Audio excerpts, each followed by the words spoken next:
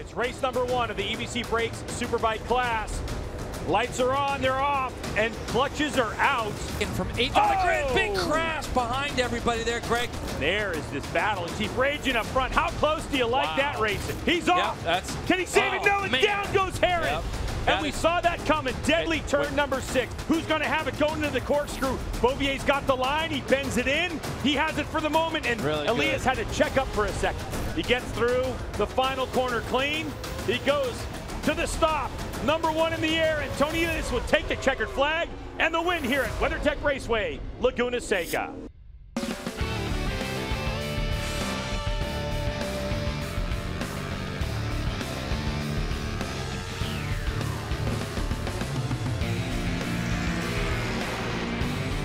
It's time for the MotoAmerica AMA FIM North American Road Race Championship.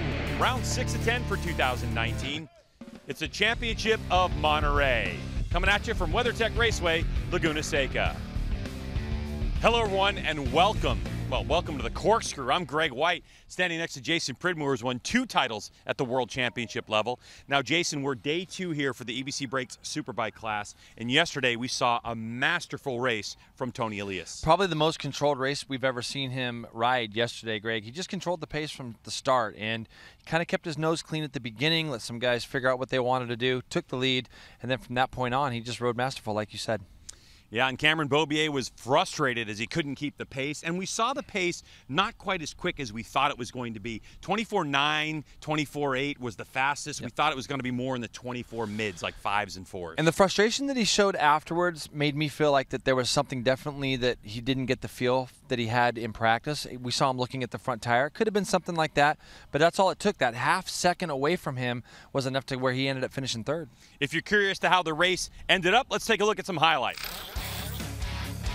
All right, Greg, yesterday our front row all got off to a fantastic start as they headed up over this blind hill into turn 1. The real action was behind us. Jason Uribe just gets in a little bit too deep, clips the back of Kyle Wyman. That's a broken scaphoid for the Ducati rider. Really sad to see that. We're wishing Kyle the best. Up front, these guys were getting racy as they went into turn 10. You can see Cameron Beaubier slid up underneath Toni Elias, and Josh Herron saw that opening, dove to the inside as they went into turn 11, and Garrett Gerloff was doing the same to Toni Elias. A little bit later on, 2 laps later, it got a little tight up in turn 6. This is a real narrow, probably the narrowest part on the circuit. And I wouldn't really put blame on anybody here, to be honest with you. I think that it could have gone both ways. Just happy to see Herron get up and get better. But this was the story of the race. Every time the Yamahas tried to rough up Toni Elias, he was able to turn back up underneath them, go back to the front. You can see, Greg, he does it with relative ease, actually. He was just able to put his bike where he wanted to. He controlled the pace from the start yesterday.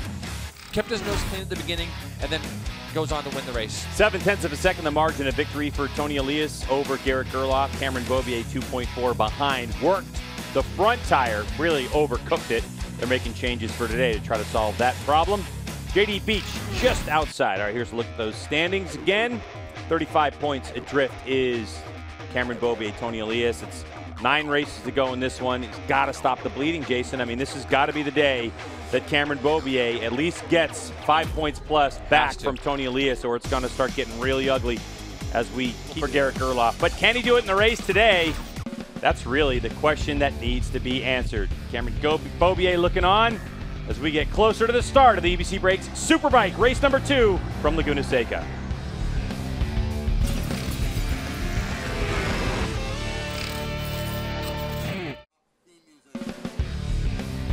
Fox Sports coverage of MotoAmerica Superbike racing from Monterey is brought to you by EBC Brakes, the official brake 2019 MotoAmerica Superbike Series. Motorcycles on course, warm-up lap in play. We have a starting grid. We've added some riders to this one, Jason, because MotoAmerica announced that for the Stock 1000 class, one of the other classes we have that race here, Jason, they said, hey, you can race number 2 because Stock 1000 raced yesterday. And we know that a couple of riders have taken advantage of that. As you look at the starting grid scrolling on the bottom here, we have Garrett Gerloff, Cameron Beaubier, Toni Elias on, Garrett Gerloff's on pole. They have JD Beach, Matthew Skoltz, Jake Gagne on row number 2, Jake Lewis, Josh Herron, David Anthony. Then you have Cam Peterson, Jason Uribe, Jeremy Coffey. Now what we've done is we've added Well, San Bernardino's in there. Max Blinders. You got Michael Gilbert from Stock 1000. Travis Wyman. That's what we have on this one, Jason. And I believe I saw Bradley Ward out there as well. And you can see there's Travis. And so a couple of our super stock guys. And this is a great way for them to be able to kind of see. Hey, look, it's a little bit of a test for them as well. But we've seen Travis already do a wild card at COTA this year when we were Superbike only there. Travis Wyman, yep. Unfortunately, we've lost Kyle Wyman today. So a couple of the Superstock 1000 guys are going to try to mix it up. And last night when we watched the Superstock 1000 race, Andrew Lee, who won that class yesterday, his fastest to the fastest Superbike, I believe, Greg, was like 1.4? 1.9. 1.9, was it that much? Okay, 1.9. So still under close. 2 seconds on a Superstock bike is pretty solid. Yeah, you can see, let's see, Michael Gilbert there on the right part of your screen on the 55. Just behind him, it looks like Bradley Ward, it looks like there. So there's the BMW of Travis Wyman. All right, grid is set, we're ready to go. Upper left-hand part of your screen. Red light goes on. When it's off, we're racing. Who's going to get the whole shot? Down into turn number 2. We're rolling. Great start, Garrett Gerloff. He's going to move over to the left, too, and try to chop off. But Toni Elias, that Yoshimura Suzuki, Greg, just has so much grunt. Gerloff got such a great launch, but Toni Elias is going to lead him down. JD Beach is trying to go around Cameron for third, but see what happens here, how they sort themselves out. Looks like Cameron Beaubier is able to get underneath JD Beach. Josh Herron is trying to do something with JD Beach now as they head into turn 3 as well. Those guys are going to get a little bit close. So JD getting shuffled back as Matthew Schultz now. So JD just got a little bit out of position in turn 2 and all of a sudden loses 3 spots. Matthew Schultz gets himself up into 5th. JD Beach having to steer the rear end of the motorcycle with the throttle on that one's trying to get a position, but is there enough room? Number 2, Josh Herron losing touch early on this one. But it's Toni Elias, Jason. He looked dangerous this morning in warm-up. They made a change to the Yoshimura Suzuki, added a little more trail to the front end of the motorcycle because the fast corners, he wasn't able to finish that corner. It looks like he's in a little deep. Is he going to give way? Still got it turned, though, didn't he? Rear wheel up in the air under braking. Cameron tried to go up underneath him. Cameron Beaubier tried to go up underneath him as they head down into turn 9 there, rainy corner.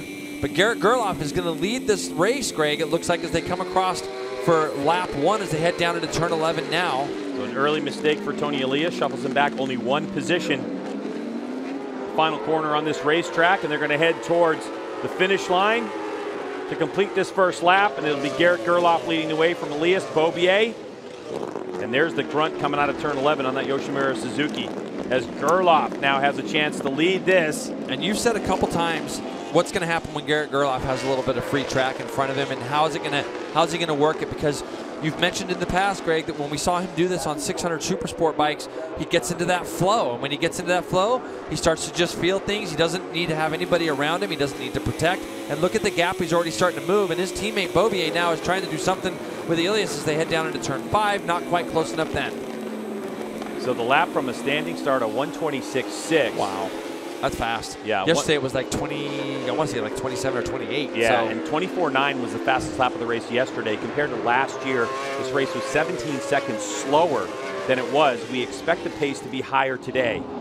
Garrett Gerloff having his way at the moment. He's able to run his line the way he wants to run it. Exactly. Yep. And if Beaubier can do something with the teammate with Toni Elias here early, that could go well. David Anthony, after a 6th place finish yesterday, it looks like Aussie Dave in the pits.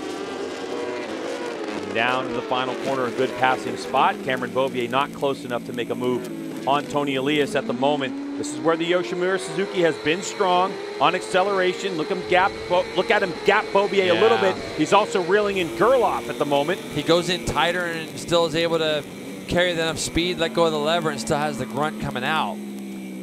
Keep in mind 24.6, Greg, so that's faster than we went already yesterday, isn't it? It certainly is. So the fastest lap of the race on lap 2 to Garrett Gerloff. Obviously, he's leading that race. So 24.6, 24.7 for Elias, 24.7 for Beaubier, 24.7 also for Herron back and forth. Oh, and looks like, yeah, Tony just had a look over his shoulder. Yep. Hannah's down in the pits. What do you see from Aussie Dave, Hannah? Dave, you pulled in from the race. You made the decision to retire. What's going on? Some kind of electrical problem. I think probably a wheel speed sensor or something. They're kind of temperamental on these. So, oh, well, I don't know. Sucks that it runs all weekend and then on the sight lap it lets go. But racing's been really good, so on the bonus I get to sit back and watch the race, I guess. Thanks. Better luck next race. All right, so for David Anthony, Fly Racing, ADR Motorsports, his best finish of the year, 5th place, 6th yesterday. He's out of this one. Oh, it looks like a change of position. Second place. It's been coming. I mean, Cameron was literally running up the back of Toni and Elias in a couple spots, but look at Elias. He just goes right back by. It's got to be so frustrating. But Greg, you got to close that off. And I think when you look at what goes on now, he's going to have the grunt to go by, and now he's going to get swallowed up by Josh Herrin as well. Really frustrating, I'm sure, for Beaubier at this point, because he wants to go off with his teammate. You could see Gerloff, again, runs into the 24s, 24.874, so almost an identical lap from his first flying lap. Garrett Gerloff would love nothing more than to come around and see +1 on his board. Toni Elias constantly fighting. If you attack him, you know he's coming right back, so you got to be thinking about it. Now Herrin slots himself up into 3rd spot. What does Herrin have in the tank after his disaster yesterday? Now for Garrett Gerloff, Jason, the biggest thing is when you set up this motorcycle, if you're running around by yourself, you have the motorcycle set up to maximize the grip and longevity of those tires, and you're not having to work them in a different way. So this really plays into the favor of Garrett Gerloff in terms of tire wear as well. It's early on, but he's able to do it his way for the moment, and he's got a 1-second lead over 2nd place. Yeah, that's exactly right, and he is doing things how he wants it. Josh Herrin looks like the danger guy right now. I feel like he's got some pace, but Beaubier just cannot get through either. Both these guys look like they have a little bit of pace. I think Herrin made a little bit of a mistake at the top of the corkscrew. Beaubier is looking into turn 10 here, can't quite get close enough.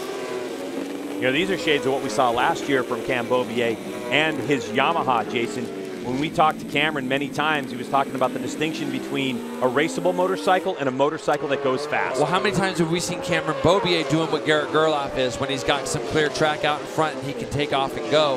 And right now, his teammate is doing just that, 24/7 that time for Garrett Gerloff on his way through. He's opened up a 1.2-second lead. He's about 0.2 to almost half a second faster than this group behind him right now on these new tires. And we know Toni, as that fuel load goes down, as the tires get a little bit older, it gets better for him. Back there in 5th spot, you saw JD Beach on that Attack Performance Estenson Racing Yamaha. The privateer effort just behind Cameron Beaubier on that Monster Energy Yamalube Yamaha Factory Racing R1.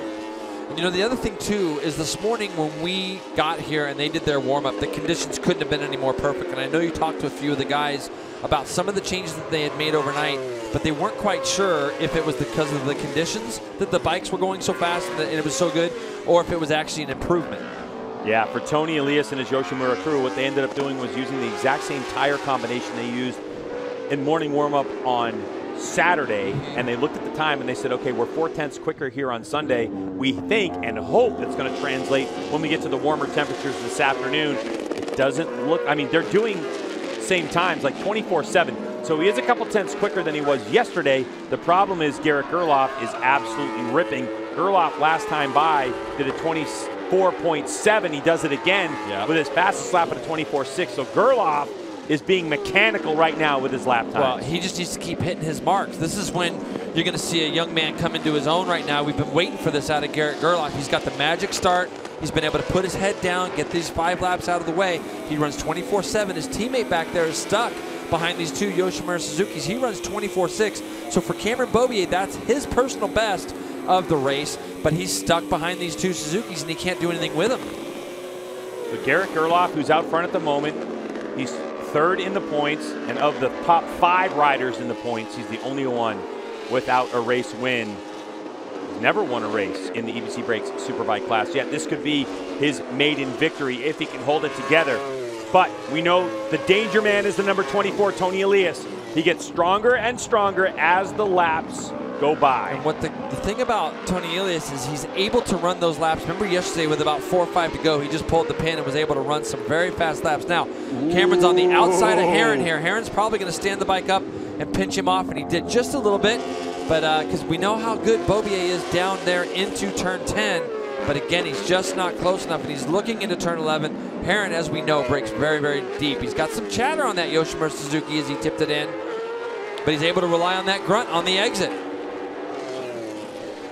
24.653. Garrett Gerloff has his head down. Wow. Trying to pull. And you know, the thing is, Greg, is it's so motivating when you start to see +1 on your board. I saw Mike Canfield out there on his pit board right now. Cameron Beaubier trying to go under Herrin. Not going to make it. But Mike Canfield, very seasoned vet guy also that we've had in the paddock for a number of years, believes in Garrett Gerloff. He's out there giving him the hurry up sign because he sees his rider right now pulling away 1.6 seconds. When you get that to +2, Greg, it's almost so motivational. You just want to keep stretching it out even more, and he'll get into his nice rhythm. This battle for third raging on. It's creating a bit of a gap to Toni Elias. This is where Jason and I are going to be keeping really close watch on Toni Elias and his lap times. So far, the last time by, Gerloff was 0.2 quicker than Elias. But if Elias starts to equal that and then drop a 10th or 2, there's so much time left in this race, it could get pretty dicey for the 31. But right now, Garrett Gerloff in control on his Monster Energy Yamalube Yamaha Factory Racing R1. And when you get Garrett in a flow, he's really fun to watch because he just hits marks. He doesn't do anything wrong. Everything he does looks easy, very much like we talk about his teammate. But the difference is that start was so key for him. And because this easily could have gone the other way. This could be Cameron Beaubier out front with Garrett stuck behind the 2 Yoshimura Suzukis. But he just got such a great launch. And now he's putting these laps together. 24.5 that time as he goes through. Here's a little bit of look on board from Josh Herrin's point of view as they go down into turn 2. And you're going to see Cameron Beaubier just slide up underneath. But Josh Herrin's able to square that turn up, Greg, and beat him to turn 3. Yeah, that was being able to get that thing up on the meat of the tire and apply that throttle. So Herrin, number 2, Yoshimura Suzuki, still continues to lead the way. Garrett Gerloff just did the fastest lap of the race, a 1:24.5, taking another half a second out of Toni Elias. Can Garrett Gerloff continue this torrid pace? 16 laps to go, Jason, up the hill to turn number 6. This is where Herrin had his incident yesterday. Cleanly through, little dip right there we talk about. Very important to hit your mark as you run up to the hill towards the famous corkscrew. Gerloff already through. Processionally, they go through the corkscrew. A good drive from Josh Herrin. Through Rainy Curve they go. Yep, Josh looks great right now, Herrin does. And as he comes down the hill into turn 10, kind of mirroring what his teammate is doing. You can see Cameron Beaubier gets a good run on him down through turn 10. But Herrin is so good on the brakes into 11, it's hard to get by. And then watch the grunt of this Yosh bike. You can see Cameron Beaubier actually opens that up a little bit, but look at that initial throttle opening. The Yoshimura Suzuki just kind of bites off that corner and jumps off it. And it allows Herrin to get just enough away where he can't do anything down in turn 2. 24.9 that time for Gerloff, so still staying good. Toni Elias goes wide. So Toni with a mistake in turn number 2, too deep in there, opens the door. His teammate slides on by. Now we're going to see how Elias handles this, because generally he has been going right back by guys. You heard him say yesterday that as soon as he was getting attacked, he wanted to attack right back. But he's got a little bit of movement out of that bike out of turn 4, and that's going to allow Beaubier to have a shot at him now. And Beaubier does. Gets up underneath him going into turn 5, controls his line and speed really, really well. So now Josh Herrin is going to be the guy that's going to try to pull himself up to Garrett Gerloff. And we're going to have to keep an eye on Toni's bike. Yeah, this is the part of the race where I would say, oh, Toni's got a problem, but we know. He's proven us wrong over and over and over again. There may be some wheel spin, something he's experiencing. What Toni's doing right now, with the experience I know talking with him, he's analyzing what's going on with his motorcycle. He's going to, over the next few turns, next few laps, figure out how he's going to ride around it. If there is something that's different on the bike, expect him to strike back again. There you go. Cameron Beaubier is going to go straight to the apex. Now we're going to see if that Yamaha can get out of that corner the best it can. Look, he controlled that. Now if he moves over to the left, that's what I like. Yosh bike just goes right by him, and he's going to have another one that's going to try to do the same thing. I mean, yeah, it's a hard fight for Cameron Beaubier. He's going to take a shot down into turn 2, though, now, Greg. Let's see if he can keep it. Oh, wow. Wow, that's just good bike control. Toni's trying to do something. Let's see. Josh Herrin squares it up again. He's going to go right across the front.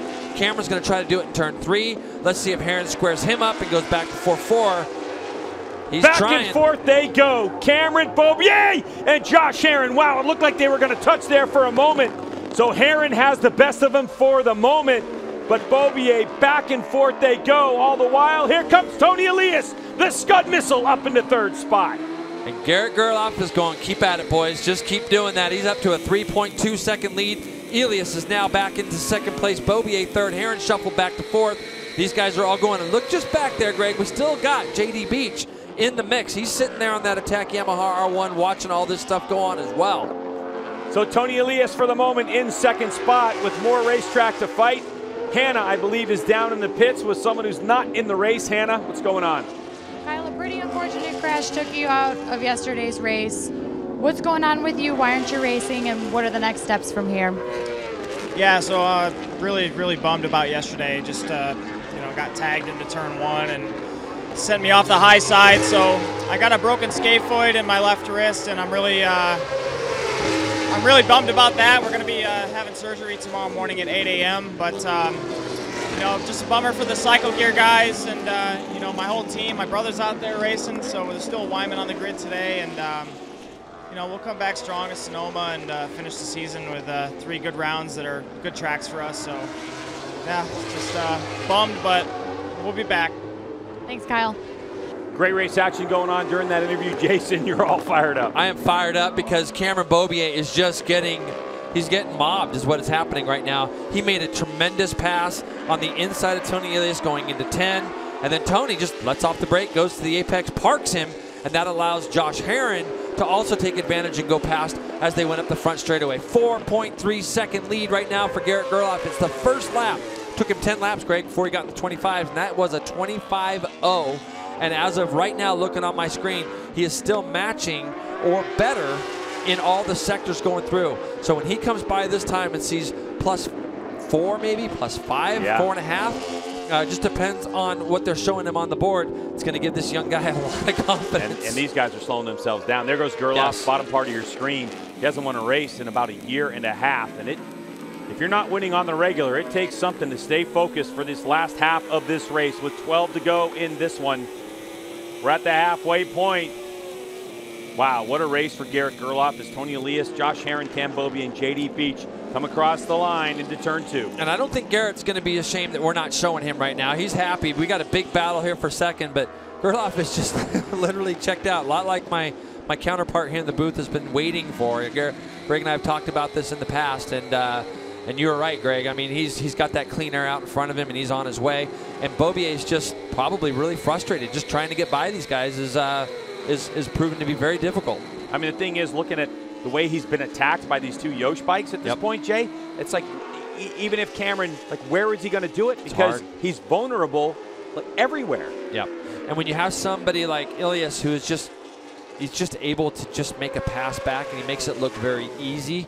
That's where it becomes really frustrating as a rider. Your teammate's gone at this point, so Beaubier now knows he's got to beat one person because the championship, as you say, is 35 points. He's got to just try to scrape something back and go out of here with a little bit of confidence going into Sonoma. But look at this guy. Just looks perfect as right now, Greg. He's almost got that full little straightaway lead between turn 10 and 11. 2017 Here you go. Beaubier Super taking Sports. another shot. No, Cameron. Oh, he gets in there, no problem. But what's Herron got? Oh, that was a spin. That was it right there. Like in terms of, he just couldn't get the drive, Jay. Might be nothing worse than not having as much edge grip as you like and having a bike that gets out accelerated like the Yosh bikes are doing to him right now. And what that caused yesterday was Cameron having to work the front tire so hard that he didn't have anything left at the end of the race. Yeah. No, it is. And listen, you take nothing away from Toni Elias and Josh Herron. They're both riding amazing, and they're taking advantage of what they have underneath them. The motorcycles they have underneath them are working in a different way than the Yamaha R1 is at this point, and they're using that to the best of their abilities. And it's close racing. Just after the halfway point of this race, still 11 laps to go in this one. Garrett Gerloff with a 4.4 second lead. Can he hold on to it? We're going to find out as this race continues to roll on. Welcome back to WeatherTech Raceway, Laguna Seca. Jason Pridmore, Garrett Gerloff in control of this race. Coming up on 10 laps to go. Watching him ride these last couple corners. How's he looking? He looks amazing. He looks good. The bike looks really good underneath him right now, Greg. Looking at our split times, he looks very fast on all the splits. See how his body never gets back to the center of the seat as he. Oh, wow! Whoa! Comes over the top of turn 1. But I was just making a comment. If you look at how his body is, it never goes back to the middle of the seat. He's sitting on the left-hand side of the seat. We haven't seen him go up over turn 1 like that before, Greg, but that was a big movement. Here you go. This is him going up over the top of the hill. The front wheel comes off the ground. That's going to be just a little bit of like a, hey, I'm bleeding, I'm okay, everything's okay. You can see the crew there. It's all right. Well, we're going to be. He just jumped back into the 24s again that last lap, 24.9. So he's still pushing. Gerloff likes to moto. I think he was motoing over the backside of turn number 1. Yep. Crest of that hill. So Toni Elias starting to eke out a little distance between his teammate Josh Herrin. Beaubier still right on Herrin's tailpipe. And JD Beach hanging tight. Cameron's got to try to do something into the corkscrew. He's got to try to do something down into 10. He's got to do something other than 11, because what happens is he goes in so tight into turn 11 that it ruins all of his roll speed. He cannot pick the throttle up where he wants to because he's cutting off the entry to his turn. So right now he's trying to get a run to try to get down the right side of Josh Herrin as they go into turn 10. There he goes for third position. Down to the apex he goes. Now what's Beaubier going to do? Try to slam the door? He's got to park Josh Herrin and disrupt his drive, but Herrin gets a good one. Yeah, see, the thing was there is that if Cameron could have ran a normal line the way he wanted to, he's going to have to try to cut it back up underneath Herrin as they come up over 1. He's going to try to take a shot down into turn 2. Here comes Beaubier on the brake lever. Sideways goes his R1. And that's what he had to do. This is what he has to do. Now he's going to have 2 corners where he can try to clear off and chase after Toni Elias through turn 3 and 4. And if he can somehow hold on to this, create just a little bit of a gap. But what he had to do, this all started up in Rainy Corner. He had to get creative. See how that gap's starting to release now, Greg? He's done exactly what he needed to do and strike right back. Now he can get into the lines that he wants to get into. Hopefully roll through these corners a little bit more and create that gap back to Herrin. And you can see it's already starting to happen. I have to imagine, Jason, that Cam Beaubier isn't thinking podium at all. What does he care what position this is? All he needs to do to stay alive in this championship is put Toni Elias behind him. Yep. Now, the good news for Beaubier is that his teammate is in a position, if he can finish where he is, to take the maximum amount of points, which would be 25. Second place pays 20, third 16. Well, I'll tell you this, that last lap when we saw Garrett Gerloff go up over the top of turn 1, it's the first time that the lead has actually come down. It was 4.5, it's 4.1 now. But see, this is what's happened. Now Cameron Beaubier is able to run the lines that he wants to run. He's got to come up and try to figure out what he's going to do when he catches and if he catches the back of that number 24 bike of Toni Elias. Looking at the times, 25.2 for Garrett Gerloff as he comes across this time. The guys behind him, Greg, 25 flat for both second and third spot right now. The gap is now under 4 seconds. And this is what happens with Toni Elias. He just grinds away. Grinds it out, never gives up. Figures out how the motorcycle's working this late in the race. The fuel load's lighter, the tires are starting to wear out, but Toni has got it all sorted out. Now there's 8 laps to go, so with 8 laps remaining, 0.2 of a second per lap is not going to do it. But you can see that starting with some of these superbikes, the rear tire starting to spin. You saw it with Beaubier, you just saw it with Herrin as well, and JD Beach still in 5th spot, waiting to pounce on Josh Herrin and better that 16th place finish that he had in World Superbike earlier. So JD Beach, who was able to finish 5th yesterday, trying to get a little better position for his team. What a weekend he's had so far. Ups and downs for JD Beach, and hoping to get out of here. Hey, a podium is just up the road, Jay. Yeah, that's exactly right. He sees that podium just up in front of him. What Garrett Gerloff really would love to see right now is Cameron Beaubier go up and try to rough up Toni Elias a little bit, because you know why? He's dragging them both up to Garrett Gerloff. JD Beach taking a shot at Josh Herrin as they go into the last turn, turn 11. You can see they gave each other a little bit of room. Last year, Josh Herrin was here racing 4 races, 5 races. This year, it's JD Beach on the Tech Yamaha. He wasn't quite close enough to take a shot. Now, 3.9. Gerloff has managed to run the exact same time as the other 2.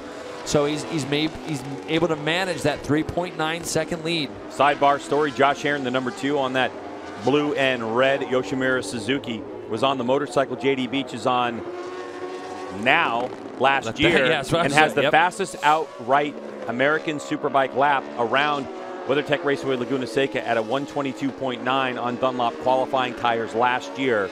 So Josh Herrin definitely knows the motorcycle JD's on. Second place battle between number 24 Toni Elias on the Yoshimura Suzuki and that blue Yamaha of Cameron Beaubier, number 1. Here's the look on the onboard as they shoot up the hill towards the corkscrew. It's going to be the same thing, Greg. If we keep this on board and we look at these guys go down into the corkscrew, he is going to try to do the same thing with Toni into turn 10 again that he tried to do with Herrin just a few laps back. So we'll see if Beaubier is able to get close enough. And here they come down the hill. He's going to try it in turn 10 again, Greg. There it is. So this is what he's got to do now. This is where Toni lets off the brake and goes right to the apex. To see if he does that again. He's far enough back. Now, Beaubier was able to run a little bit more his line. And these two guys, we got a pair of Suzuki's and a pair of Yamahas battling. Beaubier is going to maybe keep Elias behind him as they go up over the top of turn 1, which is exactly what he needs. Yeah, but this looks like Toni Elias going, okay, Cam, what do you have? Yep, that's okay. I mean, that's going to be a big confidence boost for Beaubier that he's going to be able to lead him down into turn 10, or turn 2 rather, and then maybe even through turn 3 and 4. So we'll have to see. It's 4.2, 24.9 again for Garrett Gerloff, back into the 24s. Tremendous pace for lap 17. Two great battles we're watching. It's the battle for 2nd and 3rd. This is for 4th and 5th between number 2, Josh Herrin, and number 95, JD Beach. Just up the road is that number 1, number 24 battle. That's for 2nd and 3rd spot. So Herrin, who looked like he had the chops to be on the podium, has kind of dropped back a little bit. This guy's got pace. He's trying to get out of there, Greg. You can see he's already started to open up that small gap to Toni Elias as we go back to the battle for 4th place between JD Beach and Josh Herrin as they back it in to top. But look at the gap. See, Cameron's got that little bit of gap left. He's got, what, 6 laps to go? His teammate, though, has set such a tremendous pace up front, but Beaubier is doing everything he can right now to get his head down, get away from Elias, and try to catch or run down his teammates somewhat. 4.2 the last time they came back. We'll let you know what it is when they come back across. This time, Herrin is still fighting off the advances of JD Beach. JD Beach looking so strong, so many laps under his belt this weekend, and still with a tremendous amount of energy. JD Beach trying to get to 4th place. You can see that Yoshimura Suzuki just grunt off that turn 11. The Yamaha of JD Beach taking his lines, known to be a little bit more nimble in some of the tight stuff, especially at the top of the corkscrew. Don't be surprised if JD tries to make an aggressive pass when they get to the corkscrew. It's going to take that because Herrin's so good on the brakes, and you can see both riders, I mean, especially Herrin's bike right now, moving a lot out of turn 2. He's doing everything he can, and when you can think about yesterday, Herrin, he tipped off on like the 4th lap, so he didn't get all the data that he could have used to maybe make some improvements for his bike late in the race. So this is all new territory for him right now. Looking at the lap times from that last time through, it's still a 4.2 second lead. Garrett Gerloff matched the pace of Cameron Beaubier. That was San Bertorico. They went around, understanding lap traffic that he is. He got out of the way and let these two race. So we're about 4.5 laps away from the checkered flag on this one. Beaubier seemingly in control of 2nd spot. And sometimes Toni Elias will give him some breathing room. Take a breath himself. He does that, doesn't he? Yeah. Yep. This is far from over for the battle for 2nd and 3rd. And Toni ran 25 flat yesterday with about 2 to go, I believe it was, Greg, when he started to up his pace. But right now, he's not quite close enough. And 25.3 that time for Garrett Gerloff on the way through. 25.1. It's 0.2 of a second with 4 laps to go. This is just so great for, oh, here we go. Toni Elias trying to go up the inside of Beaubier. Unbelievable. Can he square him up? Cameron squares him up. Here goes Cam Beaubier. He's not taking it from Toni Elias. Through turn 3 they go. Elias got to take that tight line again and block Beaubier. They nearly touch. You can see Cameron trying to get to the apex and get on the gas. But there goes Toni Elias back around through turn number 4. Is Toni going to be able to hold on to this to the end? All right, through turn 5, Jason up the hill. Man, where does Tony's just incredible. I mean, he looked like he had 5-6 bike lengths, and then the brake lever does the work for him. It sounds crazy, but this is just almost as important as a win for both of these guys because Toni Elias has a 35-point lead. He knows if he can somehow keep in front of the guy that he's beating right now, he increases his championship. Cameron needs to get a little momentum. He wants to pass that number 24 bike and try to get something before they head off to Sonoma. All the while, there's a guy 4 seconds out front trying to take his first win. Now let's see. Cameron gets a little bucked up out of the seat there as they went through out of turn 9. Oh, again. Yeah. Spinning the rear tire for Cameron Beaubier. Could it be signs that the rear tire is done for Beaubier? Does he have to settle for 3rd in this one? Across the line they come, the strongest part of the GSXR 1000 into turn 2. Beaubier has fought back in turn 2, not this time. All the while, Garrett Gerloff's lead 4.7 seconds with less than 3 laps to go. If you're a Garrett Gerloff fan, I know butterflies in your stomach are starting to rise up to your throat. Can he hold on to it and get his first EBC Brakes Superbike victory? This battle we're watching right now, of course, is championship ramifications, because, Jason, we know after this race when we go to Sonoma, everyone is familiar with the fact that Sonoma can be Cameron Beaubier country. Yeah, but you know what? Now our series is just getting so tight. We have guys, all our races are pretty tight. This one, I can't remember the last time I saw somebody with a 5-second lead almost, and Garrett Gerloff's just putting it to these boys today. He's going to go up there a completely different guy. Oh, Tony's in deep into the corkscrew. Oh, can he hold on to it? Still manages to figure out how to get it turned. Cameron Beaubier's going to turn it back up underneath him as they come down into rainy corner, and he goes back through him there. So Tony made a little mistake at the top, but now let's see how he handles this with, well, we're going to come around with 2 to go this time, Greg. That was smart by Beaubier. He didn't rush the issue, Jason. It looked like when he saw Tony make that mistake that he just said, let me give it a moment here, see how it unfolds, and then he started to squeeze the throttle on. Yep, and they drive off, and Tony's going to try to go up underneath him in turn 1. Oh, there's some lap traffic there, too. Tony has a nice look over his shoulder. He's in a little deep into 2. It was almost like Tony went over the green at the top of the hill and was wanting to let Cameron back by or something. It was really weird. He's going to go straight to the apex of 3, as he does. Oh, Cameron's got nowhere to go. He tries to square it up one more time as they head to the flat turn number 4. Tony has the advantage again. Lap traffic coming up. Looks like Jeremy Coffey there. Let's see what happens here with these 2 guys. Catch Jeremy as they head into turn 5. Good job by Coffey so late in this 23-lap race to get lapped. Gets out of the way. Lets these 2 continue on. Garrett Gerloff now with a 5-second lead in this one as he heads to the white flag. But these 2 are going to the corkscrew. No shot from Beaubier, no mistake from Elias this time.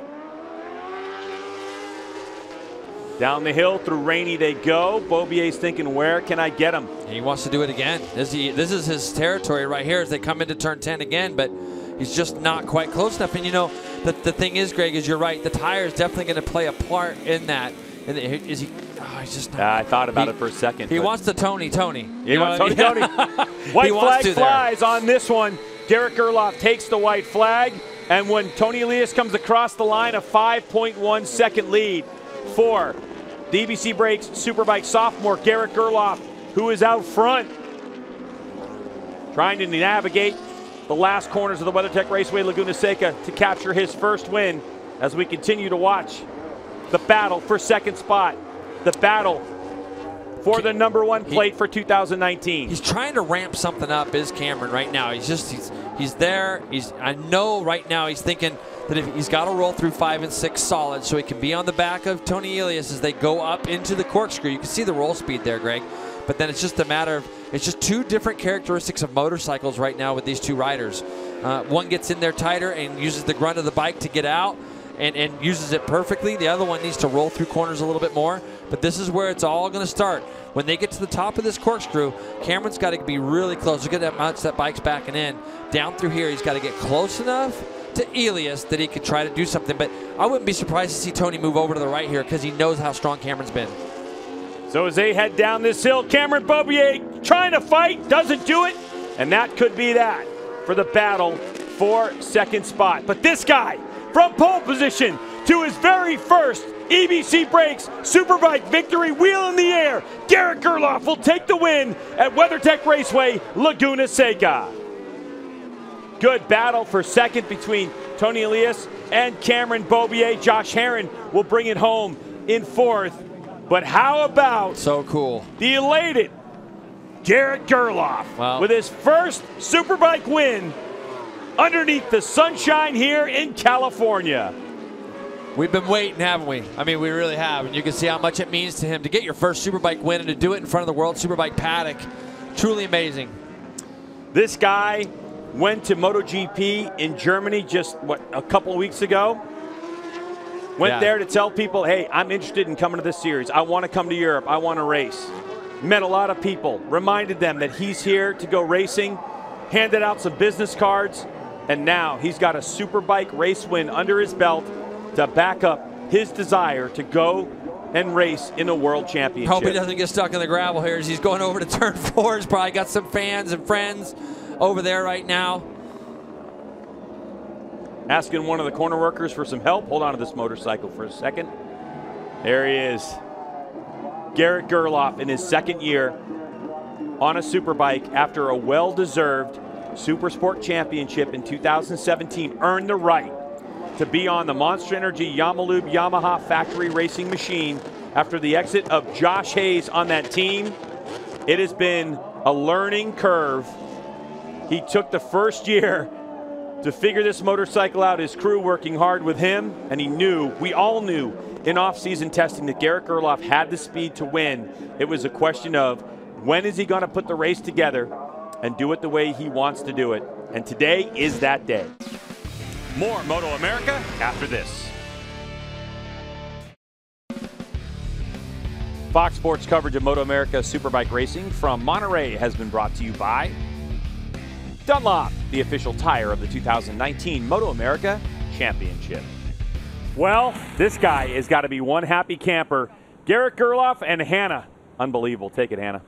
Really strong weekend for you. Very excited, Garrett Gerloff. Had a bit of a scare about halfway through the race there, but you pulled it off. How does it feel to have won your first career Superbike race? Oh my gosh, it's such just a relief, you know. It's something I've always known that I can do, and it's been on my bucket list ever since I started road racing. So just to finally win, I mean, it's just a win. I know that, but it's just so good. It just kind of all the sacrifices that I've made, that my family's made over the years to finally get to this, and it's just a stepping stone in the long scheme of things. You know, obviously I want to do more, but it just feels finally good just to feel it, to taste it. You know, gosh, I'm so happy. I don't know if you can tell on the cool down lap, but I just yeah, there's so many emotions right now, but gosh, it feels good. I got to give just the biggest thanks to my team. They've been behind me the last year and a half, giving me an awesome bike, Yamaha R1.